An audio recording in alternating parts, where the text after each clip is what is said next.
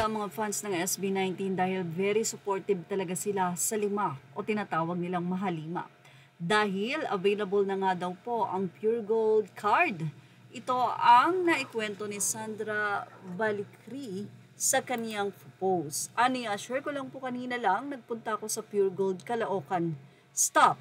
Hi ma'am, may Pure Gold card na po kayo. Sabi niya, me, expired na po eh. Stop, ayaw niyo po mag-renew ma'am? Me, sa isip ko, sige, pag eto may SB19 card pa sila, sige, i-renew ko na. Pag wala, pass muna. May SB19 po? Ito po yung tanong niya. Sumagot ang staff at sinabing meron po. Me, pwede po pa GCash payment? Pwede po. Me, ayan, sige po. Ang bilis, grabe, wala pang 10 minutes, nakuha ko na agad. Hinintay ko lang, i-encode, then picture, print, ayun, tada. Happy ng 18 heart ko. Heto na, heto na. Lapag ang ipon pag sila nagtitinda. Sarap namang mamili nito kay Ninang Pure Gold. Dapat pala nung July pa ako nagtanong kung meron kasi dati sa Pure Gold Monumento lang meron eh. Grabing pila pa yon at kinabukasan ko pa nakuha yung card. Kwento naman ng isang fan, meron siya nitong perks card pero hindi niya ginagamit. Aniya sa akin literal na kumuha lang dahil sa SB19. Ayon, tinabi ko lang siya for collection kasi ayaw kong magasgasan. Hopefully di siya mag-fade katagalan. Mula naman kay Sandra, sinabi niyang hindi siya mag-fade caps. Saka look, madalas kong ginagamit to pero look maayos pa rin, di naman nagasgas masyado. Sa likod yung kita yung gasgas pero sa harap malinis naman yung dati ko to o look.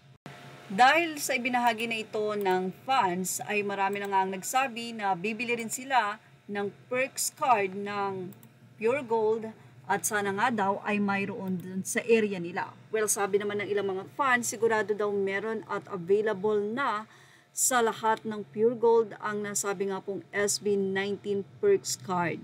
So, ngayon, malalaman mo na talagang tagahanga ng SB19 or isang 18 ang nag-grocery kapag ang kanilang Pure Gold card ay may SB19 na tatak.